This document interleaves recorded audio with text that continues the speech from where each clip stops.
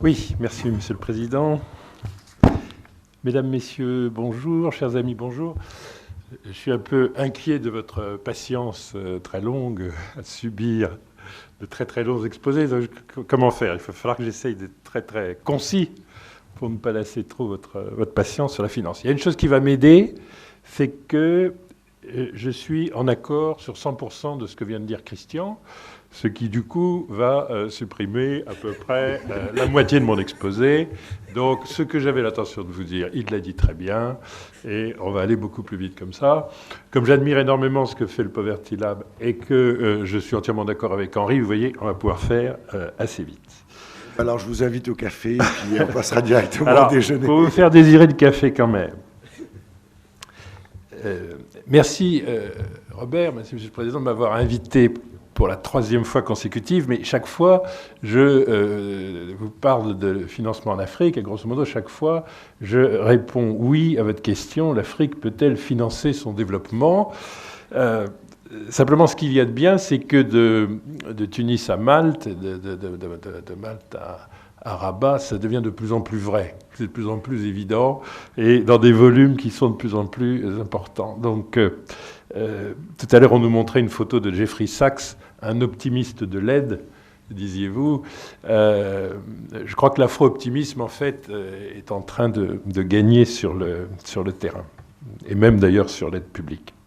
Alors juste, comme l'a dit très bien Christian, qu'est-ce que c'est que faire de la finance au service du développement? Ça consiste à prendre de l'épargne, dont grosso modo tous les épargnants du monde souhaitent qu'elle soit immédiatement disponible, en permanence exigible, et de l'immobiliser quelque part autour de 10-15 ans pour le logement, qui est la grande demande des ménages du monde entier, et évidemment de tous les ménages africains, ou de 50 ans s'il s'agit de financer des barrages. Et donc, la finance est évidemment un métier un peu dangereux, comme on l'a vu dans le monde développé ces 5 dernières années, puisque avoir une épargne en permanence exigible qu'on a juste employée pendant 50 ans peut poser des petits problèmes de désajustement si, par hasard, les agents économiques disent « bon, à série, maintenant, j'exige d'être remboursé, j'exige la liquidité ». À ce moment-là, on a une panne de liquidité majeure. On en a eu une assez sérieuse en 2008 qui a eu des conséquences assez considérables. Alors, le problème, c'est qu'en Afrique, comme l'a dit Christian à l'instant, on a surtout de l'épargne à vue, parce qu'on n'a pas des instruments financiers très sophistiqués, et on a surtout des emplois de cette épargne très longs. Parce que malheureusement, il faut financer ce qu'il y a de plus long et ce qui a le coefficient en capital le plus élevé. De toutes les activités économiques, celle qui a le coefficient en capital le plus élevé, c'est l'agriculture. Or, on a un sujet d'agriculture, puisqu'on a un sujet de continuer à exporter des matières premières agricoles pour l'industrie, type coton, certaines catégories d'oléagineux. Et puis on a besoin aussi de nourrir les populations. Donc on a des besoins qui se mesurent au fait que la population va doubler en un peu plus d'une génération, et que c'est le seul continent où ça va advenir, et qu'en plus de doubler, elle va grosso modo doubler son pouvoir d'achat par tête en un peu plus d'une génération. Donc ce qu'elle va adresser comme demande d'un bout à l'autre de l'Afrique, c'est une demande nutritionnelle, quantitativement et qualitativement tout à fait considérable. C'est quelque chose qui n'a juste aucun précédent connu, parce que c'est beaucoup plus rapide en croissance démographique que l'Inde et la Chine, que ça n'a aucune comparaison avec la révolution agricole européenne, qui est une révolution dans un contexte de 1% de croissance du PIB par an chaque année du XVIIIe siècle. Donc on est dans quelque chose d'absolument inconnu, qui, comme vous le savez, a des conséquences climatiques, des conséquences pédologiques, des conséquences considérables. Mais du point de vue du financement, il y a surtout une exigence, c'est que c'est malheureusement l'activité la plus intensive en capital. Qu'est-ce que ça veut dire la plus intensive en capital? Ça veut dire que pour faire 1 kilo de coton ou 1 litre de lait, il faut dépenser en capital grosso modo 2 fois le prix de ce kilo de coton ou de ce litre de lait. C'est-à-dire, pour faire un chiffre d'affaires de 100, il faut 200 de capital. Dès que vous êtes dans l'industrie de transformation, l'industrie agroalimentaire, pour faire 100 de chiffre d'affaires, il faut 50 de capital. La différence entre les deux, c'est un coefficient de capital qui est différent de 1 à 4. Et malheureusement, les taux de retour sur le capital sont beaucoup plus longs. Par ailleurs, l'agriculture, et ça a été très bien dit par Robert hier qui disait il faut du stockage, il faut de la logistique. Évidemment que le problème, ce n'est pas la mécanisation agricole, puisque vous pouvez réussir votre mécanisation à l'algérienne ou à la guinéenne. Vous pouvez avoir des efforts gigantesques de mécanisation et un échec patent de la productivité agricole. Mais il y a tout un environnement d'infrastructure qui est fondamental. Malheureusement, c'est ce qui vient immédiatement après l'agriculture comme intensité en capital. Et puis surtout, il faut de l'énergie pour l'agriculture, sous toutes ses formes. Et malheureusement, c'est le troisième secteur le plus intensif en capital. Ce qui est le moins intensif en capital, c'est l'industrie manufacturière. Et de très loin, le moins intensif, c'est les services. Bon. Et malheureusement, ce qui reste à faire, c'est vraiment l'ordre inversé. C'est-à-dire, plus c'est intensif en capital et plus il faut des durées longues d'amortissement, plus ça correspond au portrait robot de l'Afrique. Donc on a un problème qui est sans commune mesure, avec aucune expérience européenne, et même plus intensif que ce qu'on a eu dans beaucoup d'expériences asiatiques. Alors, comme l'a dit Christian, il y a eu une révolution. On en a parlé au fond à nos dernières conférences. Je crois que c'est maintenant accepté. Lorsqu'on disait ça il y a 10 ans, on se faisait traiter, afro-optimiste, il faut bien voir que c'était une insulte. Aujourd'hui, c'est quelque chose qui est considéré comme bizarrerie, mais enfin qui est grosso modo accepté. Avoir une vision optimiste de la croissance en Afrique, c'est acceptable. Il y a 10 ans, c'était ridicule. Mais tout ce qu'a dit Christian, qui était indicible il y a 10 ans, est maintenant quand même à peu près établi. Donc, OK, admettons ceci. Les investissements directs étrangers ont eu la croissance qui a été décrite.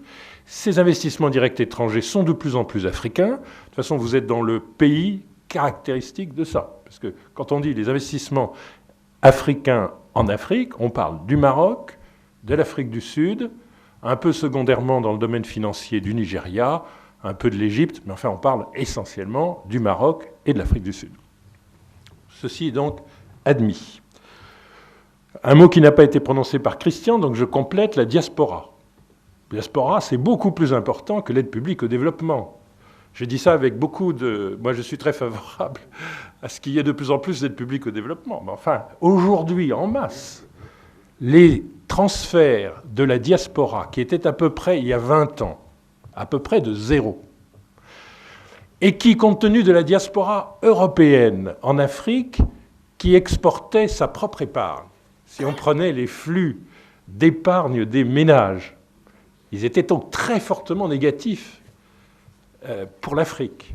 Aujourd'hui, on a un renversement de cette situation.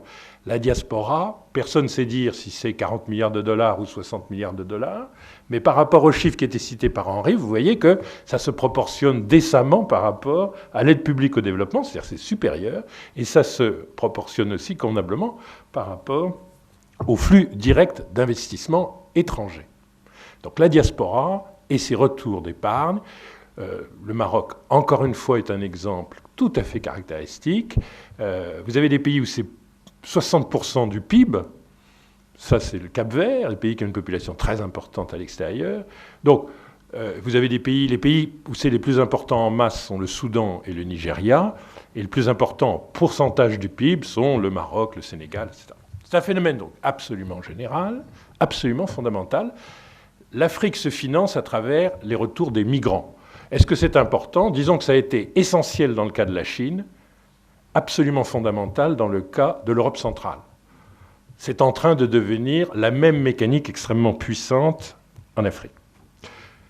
Je crois que sur l'aide publique, tout a été dit. Sur le désendettement, tout a été dit, sauf que j'ajouterais, Christian, qu'à côté du désendettement comme mécanisme d'aide, franchement, c'est la meilleure invention de l'aide publique au développement. Désendetter, Ça a un immense avantage, c'est que ça n'a pas de coût de fonctionnement. Donc, quand vous annulez 1 milliard d'endettement, vous ne dépensez pas d'abord 400 millions pour gérer le projet de vous désendetter d'1 milliard, si vous voulez. Donc, c'est instantané. En plus, en général, ça a des conditionnalités plutôt positives. Et enfin, ça n'a aucun coût et aucune intervention bureaucratique. Et c'est extraordinairement difficile à détourner par la corruption, si vous voulez. Ça a donc des mérites absolument formidables. Clairement, pour faire passer à un pays 1 milliard sur le terrain, il n'y a vraiment que ça, si vous voulez. Donc, ce désendettement est absolument fondamental. J'ajouterais que dans la révolution financière, qui est exactement ce qu'a dit Christian, c'est-à-dire tous les flux financiers sont devenus positifs. C'est-à-dire l'Afrique reçoit désormais tous les financements qui lui sont nécessaires sous toutes les formes. Mais d'abord sous des formes de flux privés. J'ajouterais que la bancarisation a progressé et va continuer de progresser à un rythme qui, là encore, est historique. Ce qui est intéressant, je dis ça pour ceux des citoyens français qui se rappelle du discours du président de la République française sur l'Africain qui n'est pas rentré dans l'histoire, dans un discours célèbre de Dakar, qui a été effacé récemment par un autre discours de Dakar d'un autre président de la République française. Mais enfin, on n'est pas rentré dans l'histoire, mais enfin, on accélère quand même parce que la bancarisation doublée du développement du microcrédit, qui est aussi un mot, Christian, qu'il faut ajouter à notre panoplie, parce que le microcrédit, la mutualisation que ça représente de l'épargne et du crédit en Afrique, ça, grosso modo, ça double l'effet de la bancarisation. Donc vous êtes dans un continent avec des très grandes différences. Ici, vous êtes dans une partie très bancarisée, en Afrique du Sud, très bancarisée, en Afrique subsaharienne, très peu bancarisée. Prenez l'Afrique de l'Ouest, prenez l'Afrique de la zone franc, Afrique de l'Ouest et Afrique centrale. Vous avez grosso modo un taux de bancarisation de 12%, c'est-à-dire 12 habitants sur 100 ont un compte bancaire, et vous avez un taux de mutualisation à travers le microcrédit à peu près équivalent. Donc, à peu près le quart de la population est dans un système de bancarisation. Grosso modo, en une génération, on sera à 150%. C'est-à-dire, on va faire la même chose que l'Europe centrale en un petit peu plus rapide. Mais venant quand même de plus loin. Il y a un mot qu'on n'a pas prononcé qui est le mot de colonisation. La colonisation, ça n'a pas duré longtemps. Dans mon pays, le Bénin, le décret de 1894. L'indépendance est arrivée en 1960. Mais alors, ce que ça a pu faire régresser les populations, c'est quand même très impressionnant. Donc, on nous a légué objectivement le système financier le plus rudimentaire et le plus archaïque qu'on ait jamais conçu. C'est-à-dire qu'on était en dessous, au moment de l'indépendance, on était en dessous, en termes de sophistication, du fonctionnement, du financement de l'économie par les temples grecs sous Périclès. On nous a livré un système utilisable uniquement pour financer des crédits de campagne de produits à l'export, et on nous a livré colonisation britannique, colonisation belge, colonisation française, et l'immense chance du Maroc est d'avoir été un protectorat, donc avec des effets destructeurs bien moindres que la colonisation. On nous a livré le système le plus archaïque qu'on puisse imaginer. C'est-à-dire qu'il faut voir qu'aujourd'hui encore, 50 ans après, nous n'avons pas de marché obligataire. Heureusement, il commence à se développer, il le fait très vite. Mais comme Christian l'a dit, on a très peu de marché obligataire. Nous n'avons pas de marché hypothécaire. Ce pays est une exception. Vous voyez des immeubles construits partout autour de Rabat, parce qu'il y a un marché hypothécaire. Il n'y a pas de marché hypothécaire dans toute l'Afrique subsaharienne, anglophone, francophone et lusophone.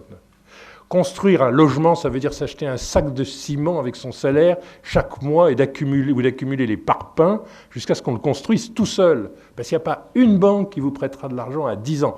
Je simplifie. C'est mieux au Sénégal, c'est mieux au Mali, c'est moins bien au Bénin, c'est moins bien en Côte d'Ivoire, c'est mieux au Cameroun. Enfin, évidemment, il y a des différences. Mais retenez qu'il n'y a pas de marché hypothécaire. Il n'y en a pas. Pas une banque qui va vous financer. On est capable de financer le besoin en fonds de roulement des entreprises du secteur formel. Personne ne vous finance vos investissements.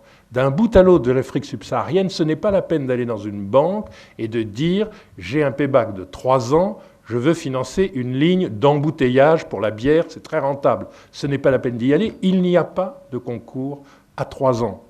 Je vous assure, on nous a livré quelque chose qui est un système qui consiste à collecter des dépôts à vue et à faire en 3 mois le financement de la campagne de coton, d'arachide, enfin, l'ensemble de nos productions d'exportation, de noix de cajou et de café et de cacao. C'est tout, avec une rotation extraordinairement rapide. Et malheureusement, un certain nombre de banques européennes sont complètement restées dans ce modèle. La conséquence aujourd'hui, prenez la zone franc. La part de marché des banques françaises était en zone franc il y a 10 ans de 37% de l'ensemble des crédits. Elle est aujourd'hui de 16%. La part de marché en zone franc des banques marocaines est égale à celle des banques françaises, qui sont maintenant par ailleurs talonnées par les banques nigérianes. La première banque du Mali s'appelle BMCE, la première banque du Sénégal s'appelle Attijari Wafa Bank, la première banque du Bénin s'appelle BMCE, etc. Les banques marocaines font jeu égal. Et qui apporte aujourd'hui, en Afrique occidentale et centrale, du crédit hypothécaire? Les banques marocaines. Du crédit de financement d'investissement des entreprises, des banques marocaines et nigérianes, Ecobank, United Bank of Africa. Qui est capable de financer les grands risques? Plus les banques européennes. Les banques européennes sont en train de s'abstraire non seulement du marché local, mais même du marché de financement de projets depuis leurs livres européens.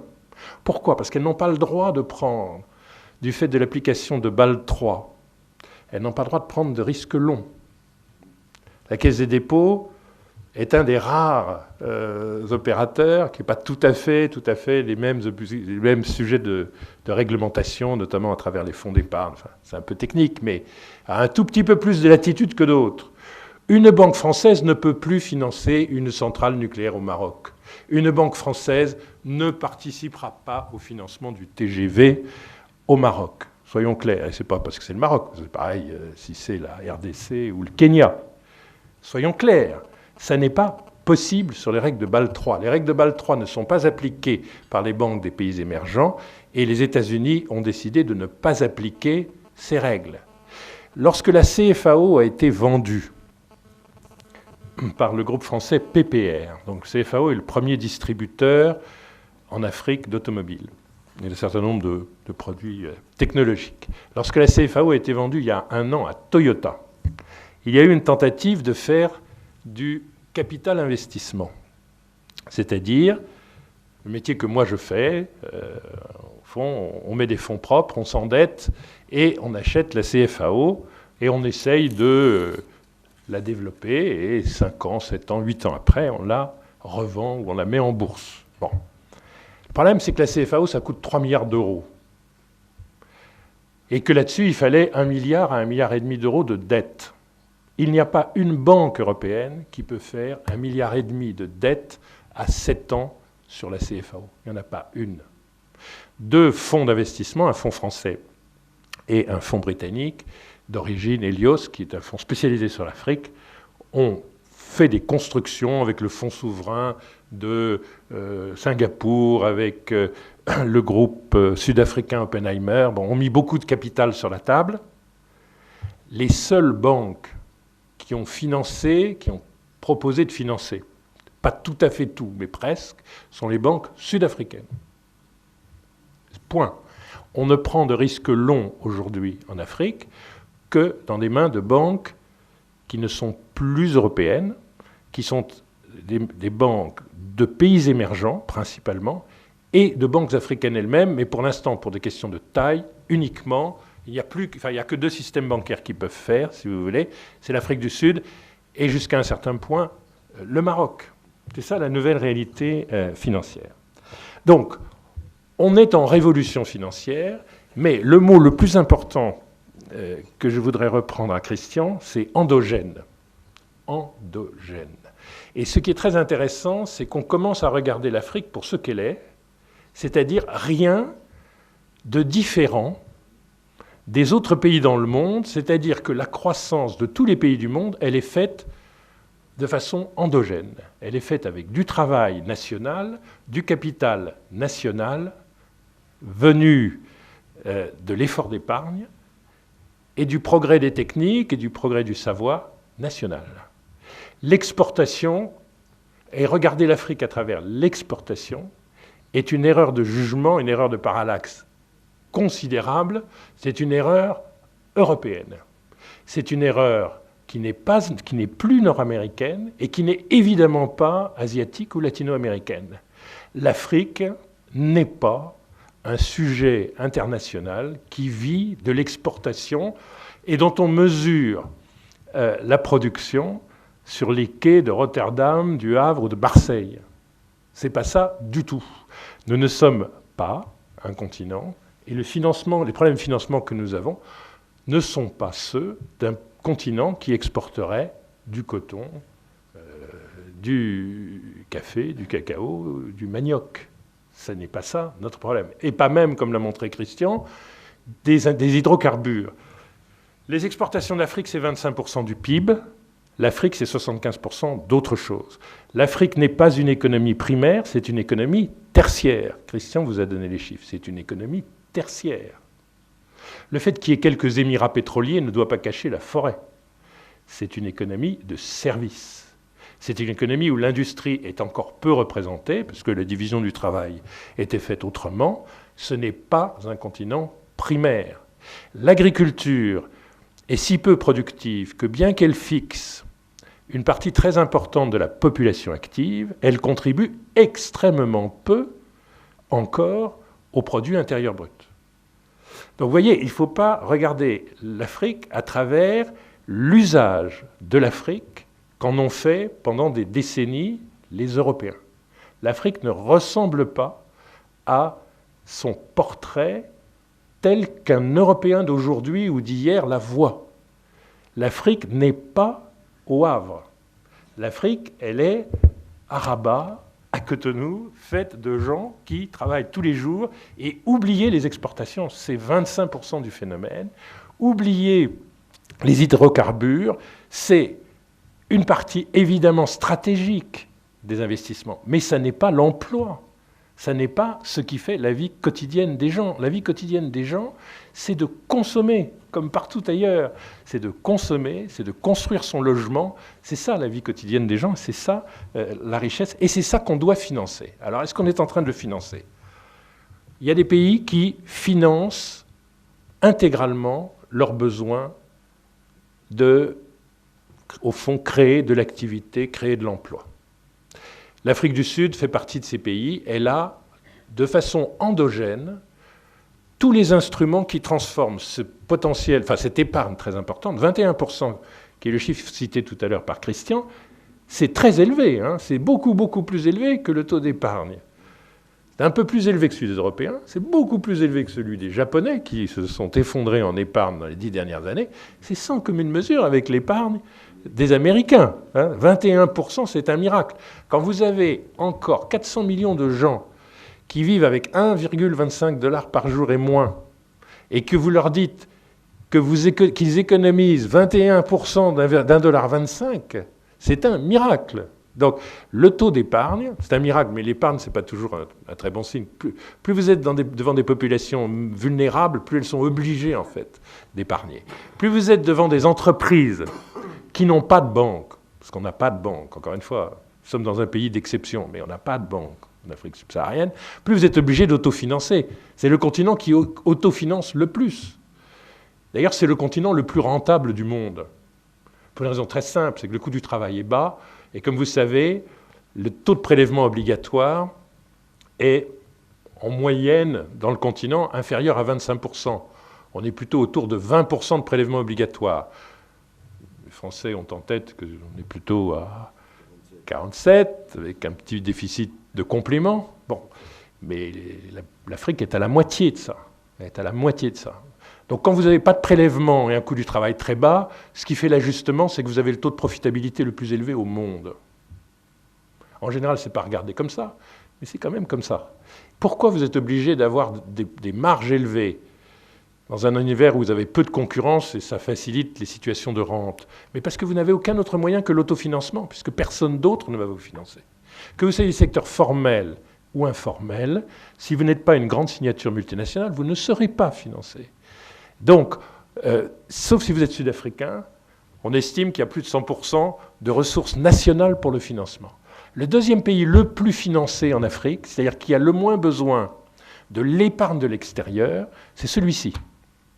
On estime qu'il a 77% en main nationale, en instruments d'épargne intérieure, il a 77% de ses besoins de financement. Et les résidents marocains de l'extérieur apportent une grande partie du complément. Donc ce pays est financé par les Marocains de l'intérieur et de l'extérieur. Mon pays, la zone franc, plus généralement que mon pays, donc l'ensemble des pays membres de la zone franc, sont financés à hauteur de 22%. C'est-à-dire que, et c'est très caractéristique de l'Afrique subsaharienne, entre un nord de l'Afrique et un sud de l'Afrique, qui ont développé tous les instruments au fil de l'histoire, ou qui ne les ont pas vus démanteler, ou qui n'ont pas subi une colonisation rudimentaire, archaïque et simplificatrice, nous sommes financés à 22%. C'est-à-dire que quoi qu'on doit financer, il faut faire venir les ressources d'ailleurs. Alors, la nouveauté, c'est qu'on le fait. La nouveauté, c'est qu'il y a des banques non européennes qui sont en train de changer la donne, que la Chine, l'Inde en Afrique de l'Est interviennent dans ces banques. La Chine est le premier actionnaire du United Bank of Africa, la première banque du Nigeria, et elle a pris une participation dans Stanbic, la première banque sud-africaine, de 20% du capital. Donc petit à petit, les émergents s'y mettent.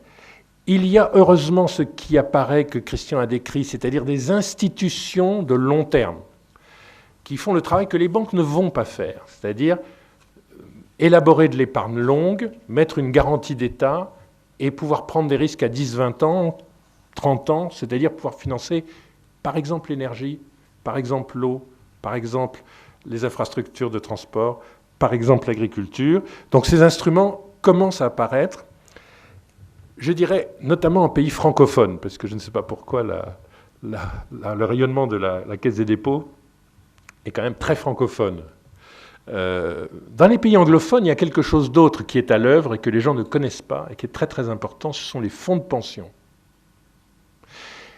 Dans l'Afrique anglophone, on estime qu'il y a 500 milliards de dollars d'actifs sous gestion dans les fonds de pension, qui peuvent être des fonds de pension nationaux pour assurer la retraite des générations futures, ou des fonds de pension d'entreprise. Alors ça, c'est une révolution. Quand vous avez 1200 milliards de PIB, mais que vous avez déjà 500 milliards dans vos caisses pour la retraite, et que vous êtes la population la plus jeune du monde, vous allez faire ce qu'a fait Singapour, ce qu'ont fait un certain nombre de pays très dynamiques. Vous allez utiliser le fait que vous allez rester les plus jeunes du monde pendant 2 générations, et que vous avez l'immense avantage d'avoir de plus en plus de jeunes actifs et encore très peu de prestations à servir. Et donc, évidemment que, malgré ce que pensent les Français, c'est évidemment le moment de ne surtout pas faire de la protection sociale par la répartition. Parce que ça, c'est une drogue extrêmement facile. Vous avez énormément de cotisants, vous n'avez personne pour consommer les prestations. Donc vous avez l'impression que c'est un fardeau extrêmement léger. C'est le moment historique de faire ce que font les Sud-Africains, les Kenyans, les Ghanéens, les Nigérians, etc., des fonds de pension. Parce que vous allez cumuler des ressources qui sont des ressources des engagements à 30 ans. Et avec ça, vous allez financer tous vos besoins à 30 ans. Et au lieu de devoir supplier la Banque mondiale, un jour où elle ne se tromperait pas, un jour où... de financer vos infrastructures, un jour où elle y consentirait, un jour où elle mettrait moins de 10 ans pour faire les études, vous allez le faire en obligation à 30 ans, souscrite par des établissements spécialisés, avec des ressources qui seront apportées par les fonds de pension. Et il y en a pour 500 milliards. pouvez faire dans d'autres pays avec les apports des banques centrales, qui ont également 500 milliards de dollars en caisse, en réserve de change. Parce que les chiffres qui ont été donnés tout à l'heure par Christian, qui avait l'air de les trouver pas si considérables, d'excédent commercial, on est quand même, vous savez, on est quand même le seul continent en excédent commercial sur la Chine. Alors, ça ne va pas durer. Enfin, autant le savourer un moment. Bon. Quand vous faites du 60 milliards d'excédents par an, vous remplissez quoi? Vous remplissez les caisses de vos réserves de change. D'autant plus que comme vous avez un afflux net de capitaux de l'étranger très important sur les flux invisibles, sur les flux financiers, vous avez un double excédent. L'Afrique est passée d'un double déficit à un double excédent, l'excédent de commerce et l'excédent de flux financiers. Donc globalement, elle est un excédent de paiement courant. Donc elle a 500 milliards de réserves de change. Et une partie pourrait être activable pour le développement long. Donc on a maintenant des sources pour financer. J'ai fait une plaisanterie méchante sur la Banque mondiale. Hier, on a eu un exposé remarquable qui montre que la Banque mondiale peut être formidablement utile, même tard. Les télécoms, c'est quand même extraordinaire.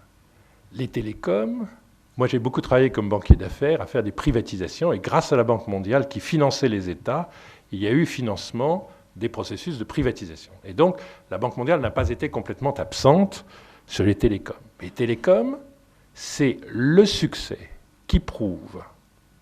Alors que la Banque mondiale avait fait une prédiction pour 2012 de 50 millions d'abonnés au téléphone mobile, qu'on est à 500 millions en 2012, 500 millions, et que, pas 500 millions d'abonnés, mais 500 millions d'abonnements, parce qu'il y a beaucoup de gens qui ont plusieurs abonnements, 100 millions d'abonnements. Donc c'est un phénomène qui, grosso modo, n'a pas été aperçu par le secteur public et par le secteur multilatéral, et n'a pas été financé par lui, et qui suppose un effort d'infrastructure très important, mais qui a un avantage considérable, c'est qu'il s'autofinance, parce que la demande solvable est présente, elle est très supérieure à ce qu'on avait projeté, mais enfin, elle est là, complètement disponible, et donc vous avez des paybacks de 2, 3, 5 ans sur des infrastructures lourdes.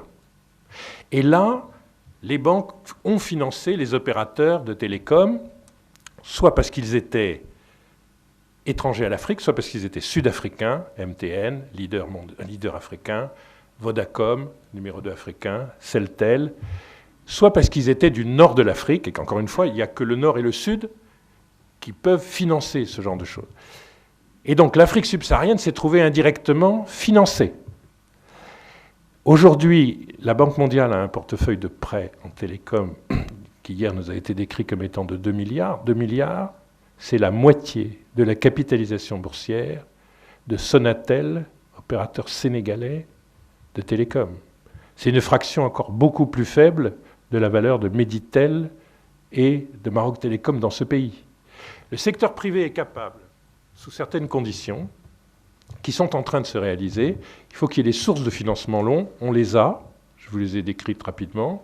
Il faut qu'il y ait des opérateurs institutionnels.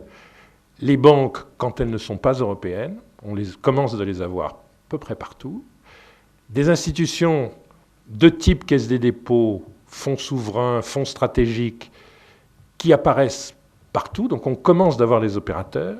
Et grâce aux télécoms, on a la preuve qu'on peut créer des emplois, à la fois non qualifiés et très qualifiés, qu'on peut générer des externalités positives dans l'ensemble du système de production, qu'on peut sauter une génération.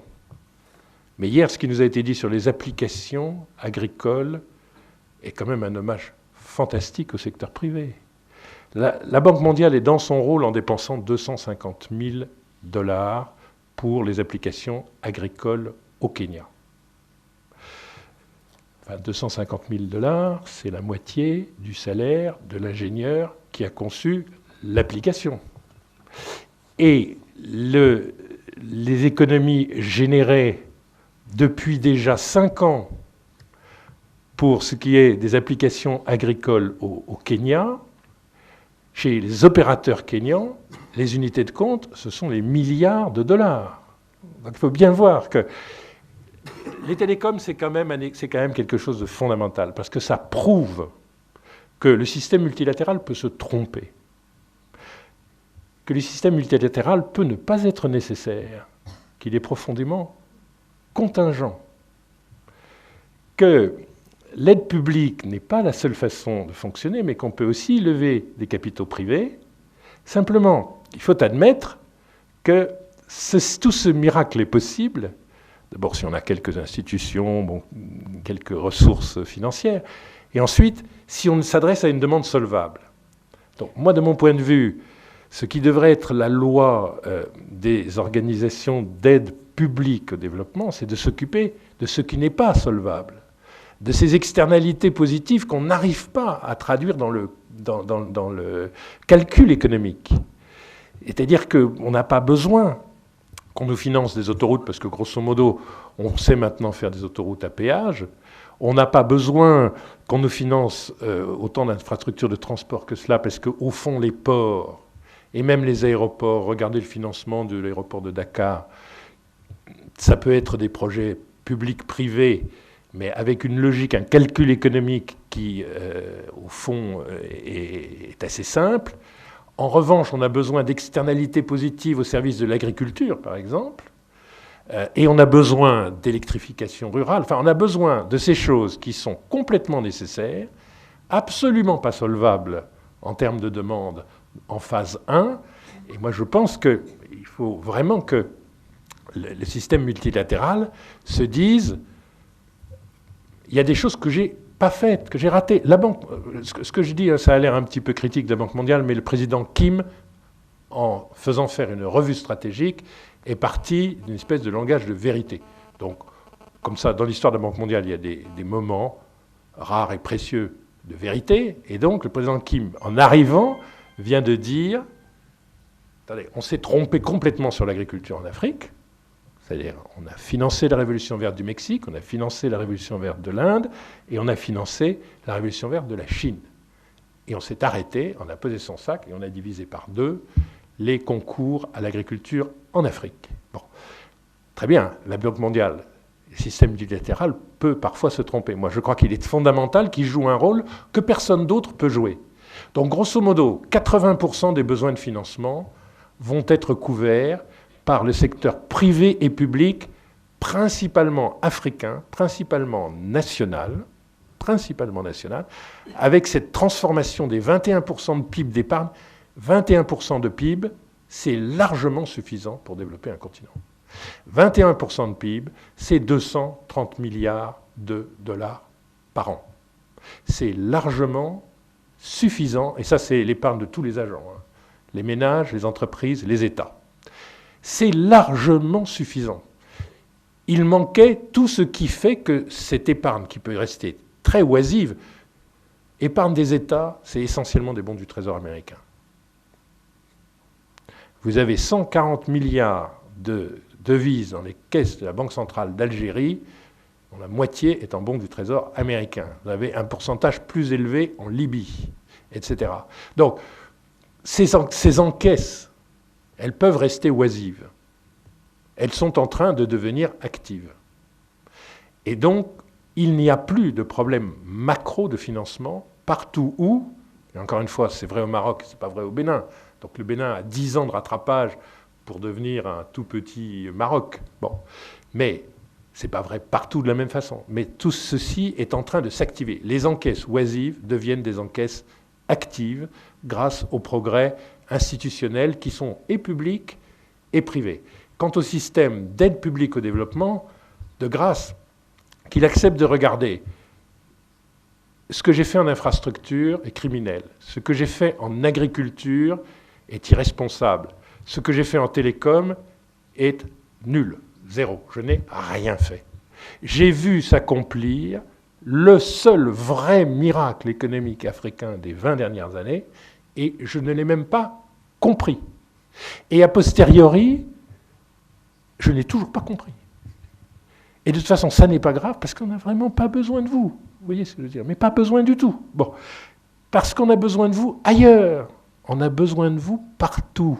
Où on ne sait pas faire. Dans le champ du Poverty Lab. Et c'est ça ma conclusion, si vous voulez. On n'a plus de problème macro en Afrique de financement en termes de ressources. On en a beaucoup moins en termes d'instrumentation. En revanche, tant qu'on ne saura pas mettre en place les financements longs, tant qu'on ne saura pas s'attaquer aux besoins énergie, agriculture, eau que j'ai évoqués, on restera à une croissance de 5%, qui n'est pas mal. C'est pas mal parce que c'est 2 fois la croissance démographique, et c'est pas mal parce qu'on sort de 20 ans, avant les années 2000, de croissance par tête zéro ou négative. Donc ça n'est pas mal. C'est effectivement beaucoup mieux que tous les gens qui donnent des leçons à l'Afrique. Beaucoup, beaucoup mieux. C'est très, très amusant de voir des gens qui font entre 0 et 1% de croissance, qui donnent encore des leçons de croissance. Bon, mais oublions un instant ce détail. 5%, ça n'est pas assez. Pourquoi ? Parce qu'à 5%, on réduit la pauvreté, on engage une transformation économique fondamentale, et il suffit que vous voyiez l'évolution des classes moyennes africaines, de leur consommation, de leur éducation, de leur ration nutritionnelle, de leurs indicateurs de santé, pour voir que même dans mon pays, qui est le 175e au classement du développement humain, la transformation se fait à vue d'œil. Donc il n'y a aucun doute qu'on sait financer la réduction de la pauvreté. Mais on a un problème terrible. On ne sait pas financer la réduction du nombre de pauvres. Et les gens qui font les révolutions, ce n'est pas les statistiques, ce n'est pas les gens des classes moyennes qui viennent d'apparaître dans les statistiques de revenus. C'est les gens qui sont à la fois de plus en plus éduqués et de plus en plus pauvres. Parce que la croissance démographique est un atout considérable, mais elle est aussi créatrice d'une contrainte fondamentale. Encore une fois, dans mon pays, le Bénin, et je crois que je vous avais dit ça parce que je crois que c'est très important à garder en tête, on était moins de 3 millions d'habitants à l'indépendance, on est plus de 10 millions d'habitants. Les 2/3 de la population vivaient en dessous du seuil de pauvreté, parce qu'encore une fois, la colonisation, c'est tout un débat en France, mais enfin, grosso modo, ça n'avait pas eu des performances considérables en termes de réduction de la pauvreté. Ça faisait quand même 2 millions de pauvres. Aujourd'hui, il y a beaucoup moins de pauvres. Ce n'est pas les 2/3 de la population qui sont en dessous du seuil de pauvreté, c'est 1/3. Les 2/3 de la population sont hors d'eau, peuvent élever leurs enfants, accéder à l'eau potable, et ça fait une transformation considérable. Le petit problème, c'est qu'1/3 de 10 millions, ça fait 3 millions d'exclus et de pauvres. Et qu'il n'y a pas à 5%, nous avons exactement l'équation chinoise, où on vous dit tous les jours, si la croissance chinoise devait tomber de 8% à 5 ou 4%, le pacte social chinois serait rompu, on ne pourrait plus résoudre les problèmes des campagnes chinoises. Nous avons exactement le même. À 5%, on réduit la pauvreté. On met hors d'eau, en sécurité, sur des besoins fondamentaux, un certain nombre de nos compatriotes. On crée des infrastructures. On est capable de maîtriser certaines des conséquences du changement climatique. On répond à des défis majeurs. Mais on ne réduit pas le nombre d'exclus. On l'augmente. Et donc, on n'est pas élu, quand on est un responsable politique, par des statistiques, on est élu par des gens.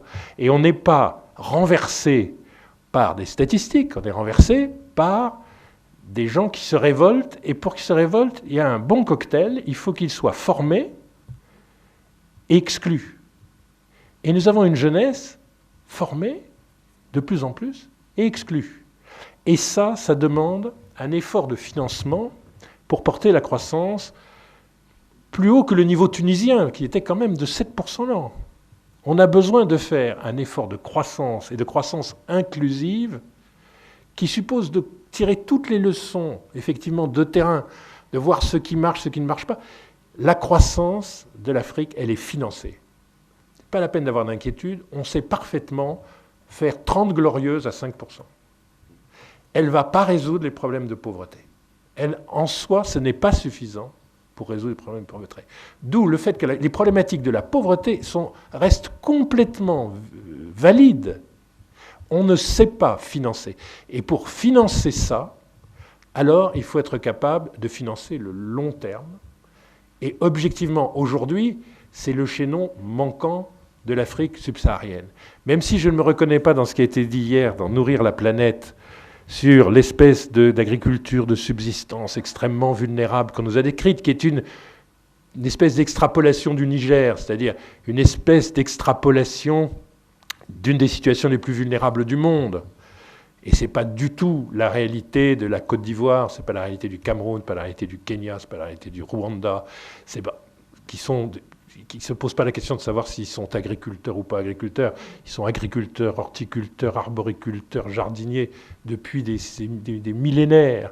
Donc si vous voulez, nous ne sommes pas si vulnérables que ça. Robert, vous avez dit la misère des campagnes dans une agriculture de subsistance inviable amène les gens vers les villes pour survivre. Absolument pas. Les gens vont vers les villes chassés par les progrès techniques dans les campagnes. Quand vous mécanisez, vous produisez de l'exode rural. Les populations les plus pauvres, les plus vulnérables, elles s'enfoncent sur place. Si vous les avez dans les bidonvilles périurbains de Cotonou, c'est mieux que de les avoir mourant là où elles restent. Les populations les plus pauvres, elles restent sur place et elles relèvent de tout ce qu'on peut essayer de trouver comme moyen efficace et mesurable pour s'occuper d'elles. La croissance ne les attire pas. Les gens qui vont vers la ville, les quartiers périurbains si difficiles, sont des gens plus audacieux, mieux formés.